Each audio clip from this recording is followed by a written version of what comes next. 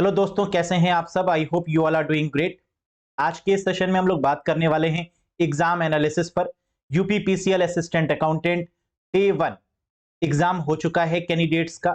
कैसा रहा आपका एग्जाम, कमेंट करके जरूर बताइएगा। बाकी एग्जाम का लेवल कैसा रहा इस पर डिस्कस कर लेते हैं।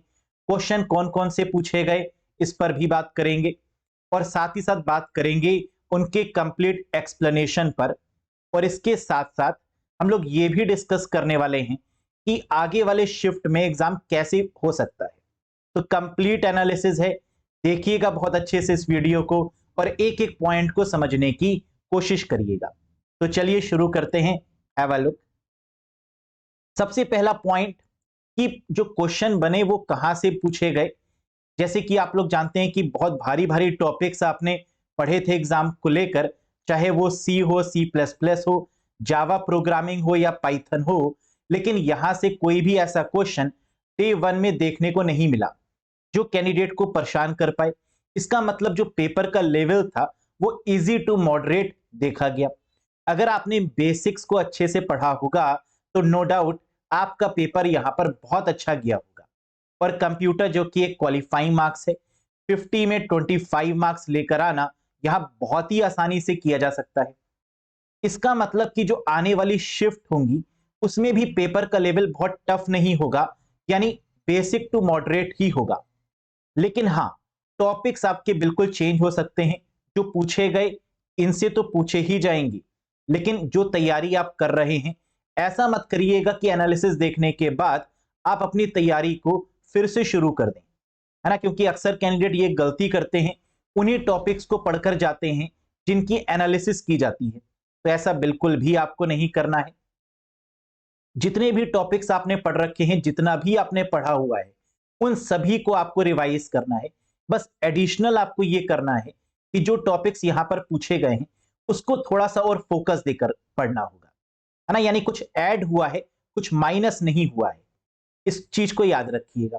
तो जो टॉपिक्स पूछे गए डे 1 में, मोस्टली जो पेपर था वो कहां कहां से पूछा गया, ये वो टॉपिक्स रहे। एमएस ऑफिस, एमएस वर्ड से क्वेश्चन देखने को मिले कई सारे, जिसमें डेट और टाइम शॉर्टकट कीज शामिल थी। एमएस एक्सेल में फ्लोर, सीलिंग और सेल रेफरेंसिंग से क्वेश्चन देखने को मिला। यानी एक्सेल में जो लेवल था वो बेसिक से कुछ एडवांस लेवल तक टच किया। एमएस पावर पॉइंट से बहुत ही सिंपल क्वेश्चंस पूछे गए, जैसे F5, है ना, for the slide show purpose. ऐसे ही और भी कई सारे क्वेश्चन जिन पर आगे हम डिस्कस भी करेंगे।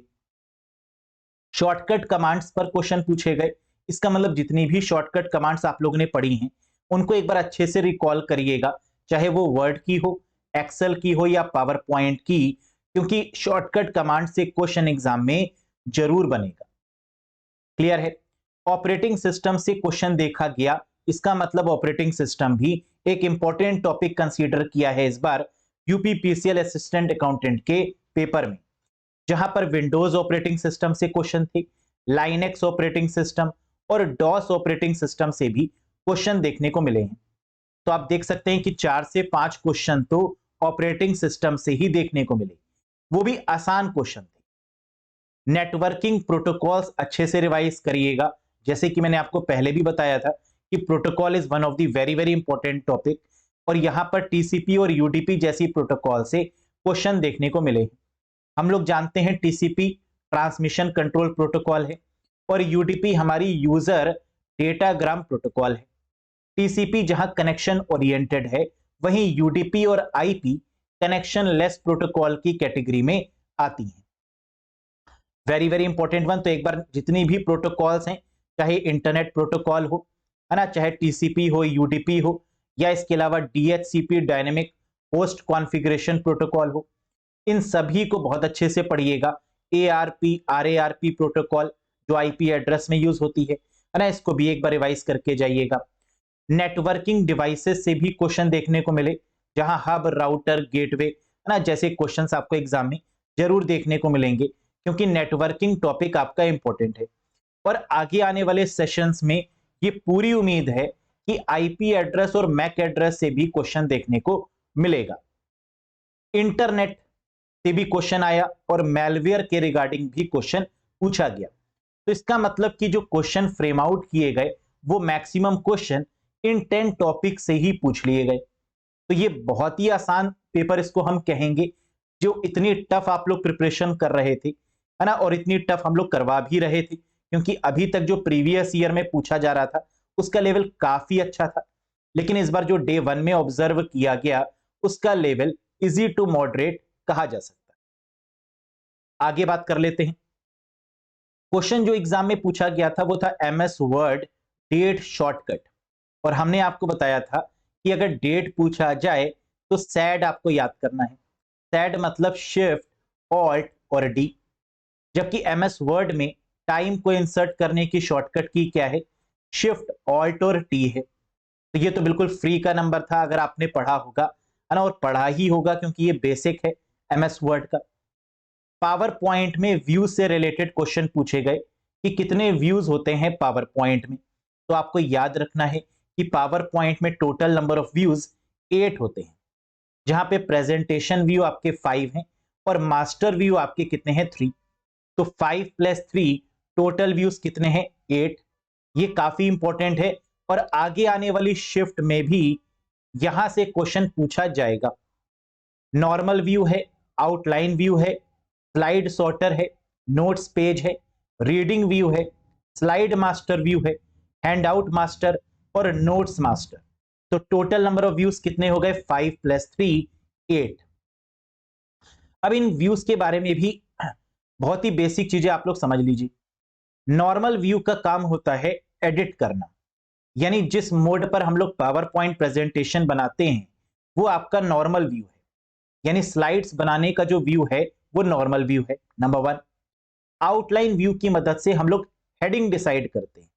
तो अगर क्वेश्चन में हेडिंग लेवल पर बात हो रही हो तो आउटलाइन व्यू होगा।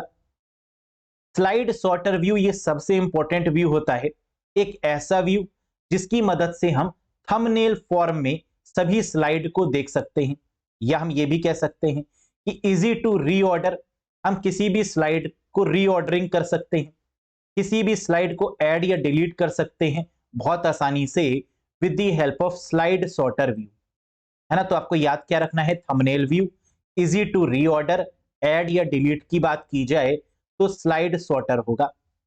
नोट्स पेज ये भी एक काफी इंपॉर्टेंट व्यू होता है प्रेजेंटेशन में। इसका काम होता है एक्स्ट्रा टेक्स्ट को मेंशन करना कमेंट बॉक्स में। मतलब अगर आपको कोई एक ऐसा कमेंट लिखना है पावर पॉइंट में जो आप नहीं चाहते कि वो प्रेजेंटेशन के दौरान किसी को दिखाई दे, सिर्फ अपने पर्सनल व्यू के लिए आप उसको यूज करना चाहते हैं, तो वो नोट्स पेज व्यू में आप कर सकते हैं। लिखा भी है यहाँ पर हमने कि एक्स्ट्रा टेक्स्ट या comment that you want to put onto your slide is called notes page. और लास्ट है आपका रीडिंग व्यू। रीडिंग व्यू का मतलब सेम एज स्लाइड शो, जैसे स्लाइड शो के दौरान आपको स्लाइड दिखती है जैसे अभी दिख रही है आपको स्क्रीन पर, इसके साथ में स्टेटस बार भी विजिबल हो। अभी आपको मेरे कंप्यूटर का स्टेटस बार नहीं दिख रहा, लेकिन अगर मैं आपको रीडिंग व्यू में दिखाऊं तो आपको स्टेटस बार भी दिखेगा और ये स्लाइड भी दिखेगी। तो यानी आपको याद क्या रखना है, यही पॉइंट याद रखने हैं।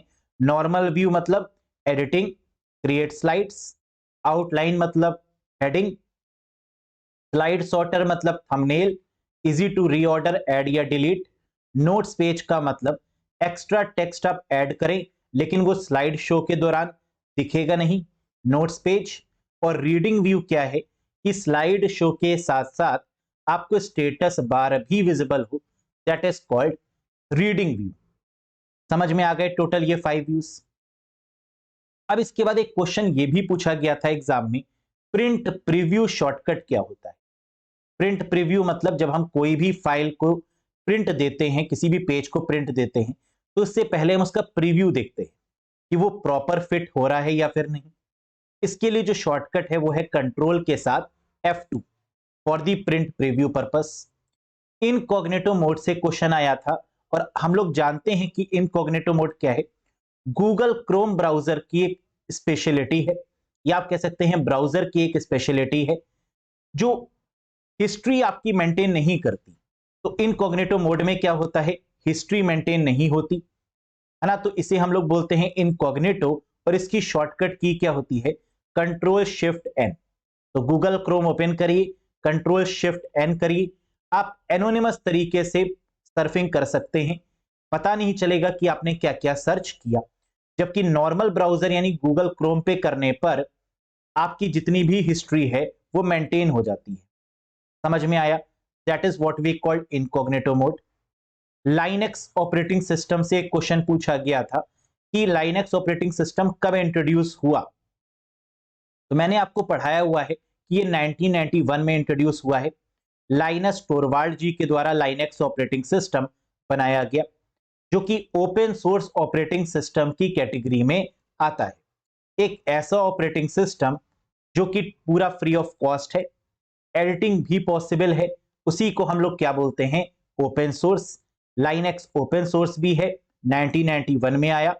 यूनिक्स का एडवांस्ड फॉर्म भी है, और एक ऐसा ऑपरेटिंग सिस्टम भी है जो मल्टी यूजर मल्टीटास्किंग फैसिलिटी को प्रोवाइड करता है ना, याद रखिएगा इस चीज को।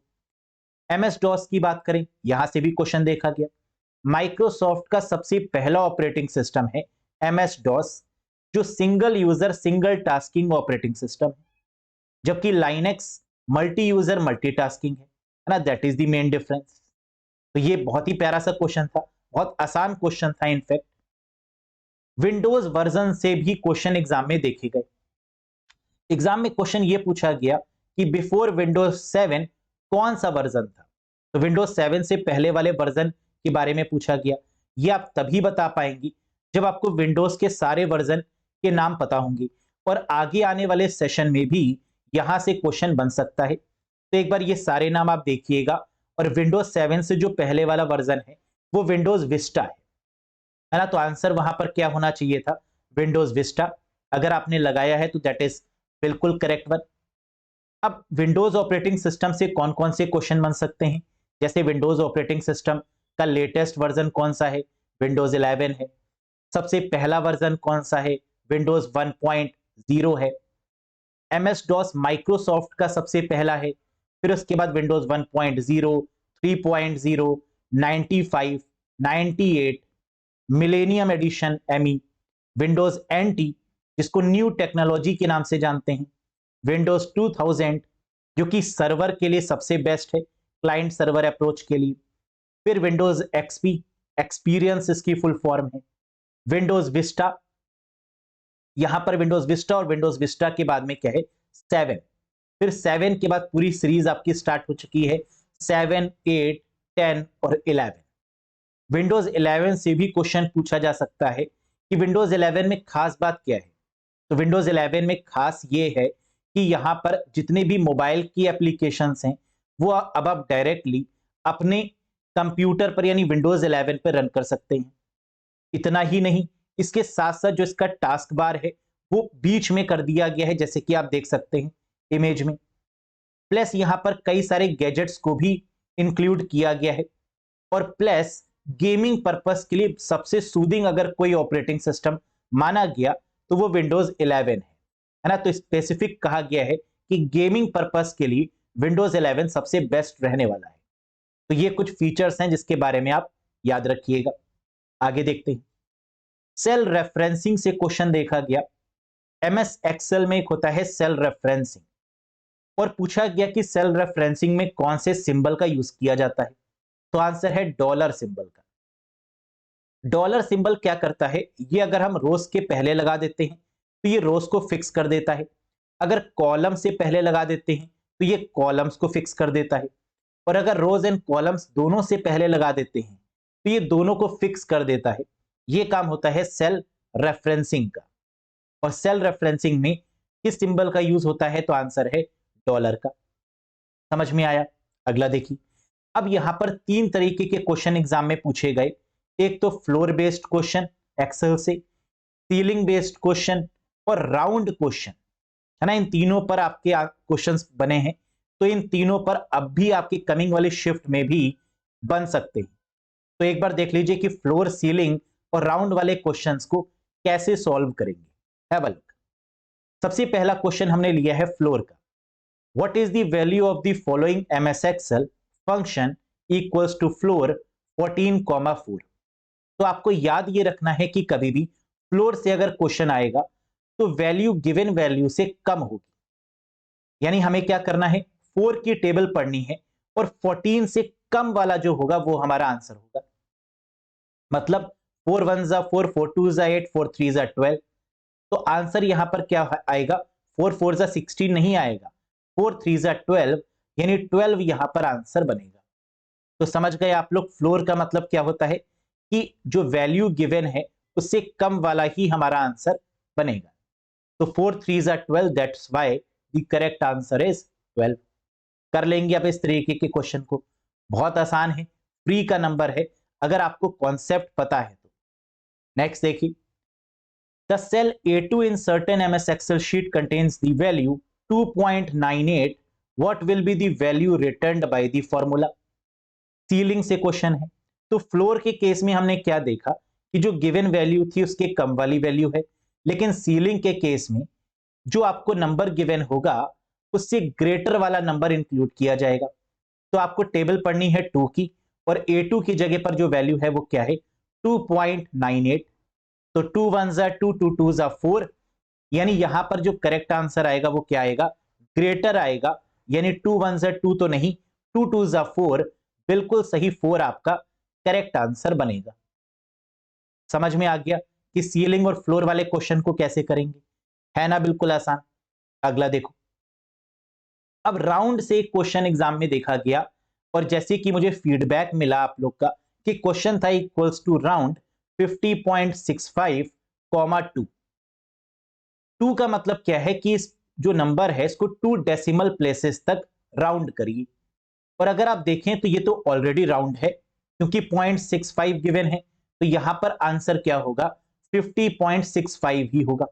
यानी अगर यही क्वेश्चन है तो इसका आंसर आपका 50.65 होगा।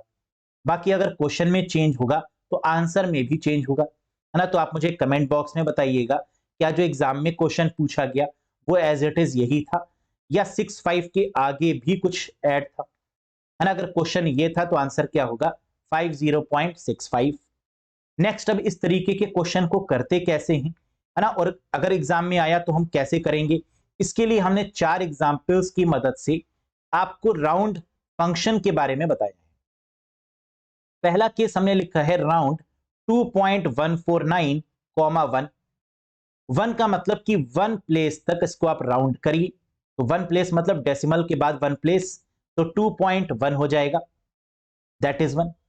क्योंकि आगे आप देखें तो 4 गिवन है ना, अगर 5 से ऊपर वाली वैल्यू होती है तो 2 हो जाता है। जैसे अगर यहां पर गिवन होता 2.17, है ना, तो हम यहां पर लिख देते 2.2, लेकिन वैल्यू जो है वो इसकी कम वाली है, यानी 5 से बिलो है, तो इसका मतलब यहां पर हम राउंड कैसे करेंगे, 2.1, यही हमारी राउंड वैल्यू आएगी। नेक्स्ट केस में देखिए आप, राउंड 2.15, 1। अब देखो 5 से लेकर ऊपर तक जितनी भी वैल्यू होगी उसमें ऐड हो जाएगा, है ना, ग्रेटर हो जाएगी वैल्यू, पॉइंट यानी डेसिमल के बाद। जैसे कि 2.15, 1 है तो 1 डेसिमल प्लेस तक आपको राउंड करना है, तो 2 पॉइंट क्या हो गया, 2 हो गया। जबकि ऊपर वाले केस में क्योंकि 2.14 गिवन था तो हमने क्या बताया आपको कि 5 से नीचे वाली वैल्यू होगी तो सेम वही वैल्यू आ जाएगी 2.1, और 5 या 5 के ऊपर अगर कोई वैल्यू होगी तो एक प्लेस बढ़ जाएगी उसकी। तो इसलिए सेकंड केस में आप देख रहे हैं 2.2 हो गया। अगला देखिए, है ना, इसी रीजन की वजह से हमने दोनों ये केस उठाए हैं ताकि जो 5 वाली जो डिस्कशन है वो हम आपके साथ में कर पाए और वो लॉजिक आपको समझा पाए। नेक्स्ट देखिएगा, राउंड 2.149, 1। अब 1 प्लेस तक कह रहा है और आप देखिए 2 पॉइंट, शायद ऊपर वाला ही केस यहां पर है सेम, हाँ बिल्कुल ऊपर वाला ही केस है ना, तो यहां पर भी क्या है 2.1 है। लास्ट वाला देखिएगा -1.75, 2। अब इसमें क्या कह रहा था, 2 प्लेसेस तक इसको आप राउंड करिए, तो आप देखिए 4 के बाद क्या गिवन है, 7, यानी क्या ये वैल्यू 4 से 5 से अबव है, तो आंसर है बिल्कुल 7 यहां पर गिवन है जो 5 से अबव है, तो इसका मतलब 1.48 करेक्ट आंसर होगा। और 2 प्लेसेस हमने क्यों ली, क्योंकि कॉमा के बाद 2 लिखा हुआ था, इसका मतलब जो राउंड हम करेंगे वो 2 डेसिमल प्लेसेस तक करेंगे। क्या ये बात आपको समझ में आई? तो बिल्कुल आपको ये बात समझ में आ गई होगी कि सीलिंग वाले क्वेश्चन को या फ्लोर वाले क्वेश्चन को या राउंड वाले क्वेश्चन को किस तरीके से हम करेंगे। कोई भी अगर कंफ्यूजन हो, है ना, तो एक बार कमेंट बॉक्स में कमेंट करके बताइएगा, हम दोबारा से भी एक्सप्लेन कर सकते हैं, है ना, कमेंट बॉक्स में। बाकी मुझे पूरी उम्मीद है कि आपको ये एनालिसिस समझ में आई होगी। आने वाली शिफ्ट्स में क्या प्रोग्रामिंग से क्वेश्चन पूछा जा सकता है? तो आंसर है बिल्कुल पूछा जा सकता है, लेकिन क्वेश्चन का लेवल हार्ड नहीं होगा। जैसा फर्स्ट शिफ्ट में आया है वैसा ही आपको मिलेगा, यानी जो लेवल होगा वो मॉडरेट होगा, है ना, या फिर बेसिक टू मॉडरेट होगा। हाई लेवल को टच यहां पर नहीं किया जा रहा है। तो एक्सेल, वर्ड, पावर पॉइंट, इनको अच्छे से रिवाइज करिए, कोई भी क्वेश्चन छूटना नहीं चाहिए यहां से। नेटवर्किंग, इंटरनेट, मेलवेयर टॉपिक्स को अच्छे से पढ़िए। ऑपरेटिंग सिस्टम से मैक्सिमम क्वेश्चन बन रहे हैं, तो इनको आप देखिए। बाकी अगर आपको कोई और क्वेश्चन भी याद आ रहा हो तो मुझे कमेंट बॉक्स में कमेंट करके जरूर बताइएगा। सारे शिफ्ट्स के रिव्यूज आप हमें देंगे, ये आप कमेंट बॉक्स में एक बार प्रॉमिस जरूर करिएगा। हर शिफ्ट के एनालिसिस में यहां पर लेकर आऊंगा और आपको बताऊंगा कि किस तरीके से चेंजेस हो रहे हैं। तो that's all for today guys, thank you very much. I hope कि आपको ये सेशन, ये एनालिसिस पसंद आई होगी। पसंद आई हो तो एक बार लाइक कर दीजिएगा सेशन को और चैनल को सब्सक्राइब जरूर करिएगा। That's all for today guys, best of luck उन सभी को जिनका एग्जाम नेक्स्ट शिफ्ट्स में लगा हुआ है और जिनका एग्जाम हो चुका है बिल्कुल कूल डाउन हो जाए, पेपर का लेवल सही था।